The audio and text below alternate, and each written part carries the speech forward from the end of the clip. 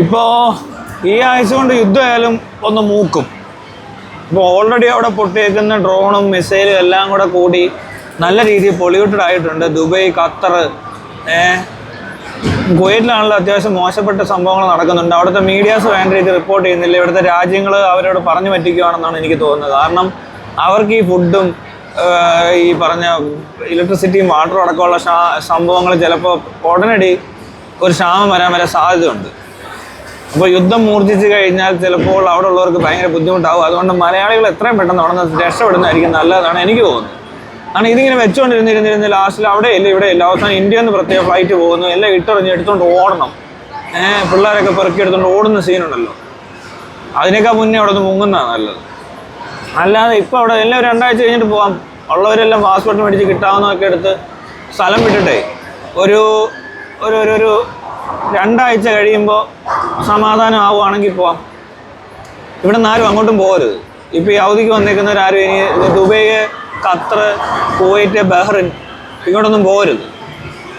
അവിടെ പ്രശ്നം ഉണ്ടാവും. അവർ ഈ രാജ്യങ്ങൾ പറയുന്ന പോലെയല്ല. അവിടെ ആരാണ്ടൊരു വീഡിയോ എടുത്തിട്ടപ്പോൾ തന്നെ അവനെ എടുത്ത് അറസ്റ്റ് ചെയ്യുകയൊക്കെ ചെയ്തു. അതുകൊണ്ട് അത് കണ്ടാലറിയാം അവിടെ എന്തോ പ്രശ്നമുണ്ടെന്ന്. അങ്ങനെയൊന്നും ചെയ്യേണ്ട ഒരു ആവശ്യമില്ല. അവർ ഈ പറയുന്ന പോലെ എല്ലാം സേഫാണ്, പിന്നെ എന്തിനാ പേടിക്കുന്നത്? അമ്മാര് പണിയൊക്കെ കാണിക്കുന്നു. അതുമല്ല, ക്രൈസിസ് ഉറപ്പായി. ഒരു യുദ്ധം വന്നാൽ പിന്നെ എന്താ സാധാരണ സംഭവിക്കാറ്? ഇപ്പോൾ ഇത്രയും ഡ്രോൺസ് വന്ന് പൊട്ടി, ഇത്രയും മിസൈൽ പൊട്ടി. അവിടെ ഇപ്പോൾ ഈ പൊല്യൂഷൻ ഉണ്ടായിട്ടില്ലെന്നാണ് പറയുന്നത്.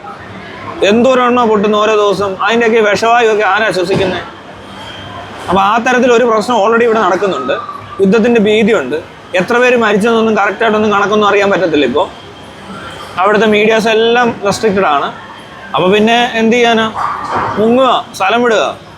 എത്രയും പെട്ടെന്ന് മാക്സിമം ആൾക്കാരും വീട്ടിൽ ഭാര്യയും മക്കളൊക്കെ ഉണ്ട്, ആദ്യം ഭാര്യയും കൊച്ചിനെയൊക്കെ പറഞ്ഞു വിടും.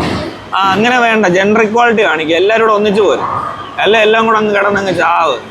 എല്ലാ കൊച്ചുങ്ങളെ മാത്രം കയറ്റിവിടാൻ എന്തെങ്കിലും ഓപ്ഷൻ ഉണ്ടോ നോക്കുന്നേ. ഈ പിള്ളേരൊക്കെ എന്തിനാ ഈ വിഷമായി വിശ്വസിക്കുന്നേ? ഈ ഇന്ത്യൻ ഗവൺമെൻറ് എന്തോ നോക്കിക്കൊണ്ടിരിക്കുക? അവിടെ ഉള്ള ഇന്ത്യൻസായ കുട്ടികളെ മൊത്തം ഇങ്ങോട്ട് എത്തിക്കണ്ടേ? ഇവിടെ പേരൻസ് അല്ല, ഈ ഗ്രാൻഡ് പേരൻസ് ഒക്കെ ഉള്ള വീടുകളാണെങ്കിലും ആർക്കൊക്കെ പറ്റുമോ അവരെല്ലാം പിള്ളേരെ കയറ്റിവിടാൻ ഇങ്ങനെ പറയണ്ടേ? അവിടെ ഓൾറെഡി കൊച്ചുങ്ങളെ എടുത്തുകൊണ്ട് ഓടേണ്ട ഗതികേട്. ഇനി ഫുഡിൻ്റെ ബുദ്ധിമുട്ടുണ്ടാവും. പല ഷോപ്പിംഗ് മാളിലും ഫുഡ്സ്, വെജിറ്റബിൾസും ഫ്രൂട്ട്സും വരെ സ്റ്റോക്ക് ചെയ്തേക്കും ആൾക്കാർ. Food products കുറയുന്നുണ്ട്.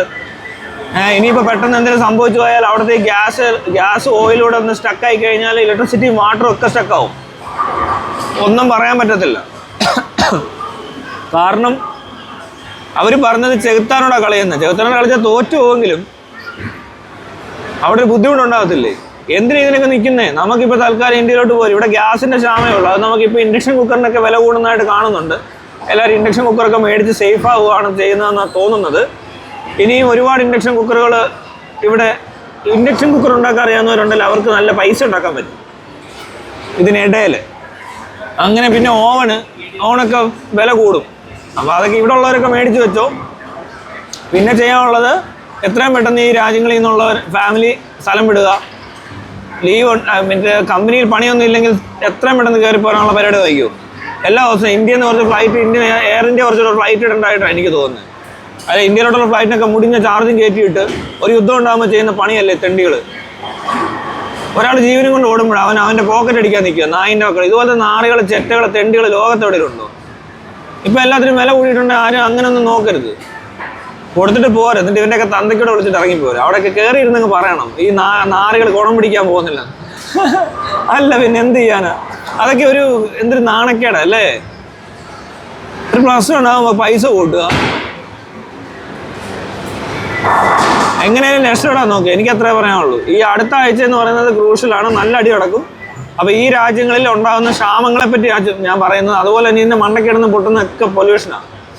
പിള്ളേർക്കൊന്നും അത്ര നല്ലതായിരിക്കത്തില്ല. നീ ഇത്രയും വിഷം ശ്വസിക്കേണ്ട ആവശ്യം എന്തുവാ? ഇത് ചുമ്മാ മറ്റേ പെട്രോളിയം, മറ്റേ എന്താ പറഞ്ഞാൽ നമ്മുടെ ഇത് ഫ്യൂവൽ എമിഷൻ പോലത്തെ സാധനമൊന്നുമല്ല. നല്ല അന്യായ വെടിമരുന്നുകളാണ്. മാത്രമല്ല ഈ ചീള് തെറിച്ച് വീഴുന്നവരെ നല്ലൊരു ബിൽഡിങ്ങിൻ്റെ ഒരു സൈഡൊക്കെ പോകുന്നുണ്ട്. കഴിഞ്ഞ ദിവസം എൻ്റെ ഒരു കൂട്ടുകാരൻ്റെ ബിൽഡിങ്ങിൻ്റെ 3 ബിൽഡിംഗ് അപ്പുറത്ത് ഒരു ഡ്രോണിൻ്റെ ഒരു കഷ്ണം തെറിച്ച് വീണെന്ന് പറഞ്ഞിട്ട് ഒരു ഫ്ലോർ, ഒരു സൈഡ് അടിച്ചു പോയി. ഭാഗ്യത്തിന് അവർ ഹോളിലെങ്ങാണ്ട് ആയതുകൊണ്ട് ആ കുടുംബം 2 പേരാണ് അവർ രക്ഷപ്പെട്ടത്. ബാക്കി സൈഡെല്ലാം അടിച്ച് പോയി. അതെങ്ങാനും വന്ന സൈഡിൽ അവർ ആ മറ്റേ ബെഡ്റൂമിൽ കിടക്കുന്നെങ്കിൽ ബെഡൊക്കെ അപ്പോഴേ തീർന്നു പോകും. അതുകൊണ്ട് ഇവരെ അങ്ങനെ പറയുന്നൊന്നും വിശ്വസിക്കുകയൊന്നും വേണ്ട. പലയിടത്തും പലരും പോകുന്നുണ്ടാവും. ഒരുപാട് പേര് ആശുപത്രിയിൽ അഡ്മിറ്റ് ആവുന്നുണ്ട്.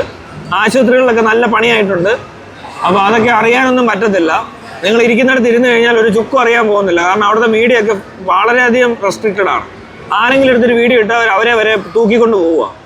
അപ്പോൾ പിന്നെ എന്തിനാ ഇതൊക്കെ വിശ്വസിച്ച് അവിടെ നിൽക്കുന്നത്? മാക്സിമം പെട്ടെന്ന് തന്നെ പ്രശ്നം ഉണ്ടാക്കുക. അവിടെ നിന്ന് പോര്.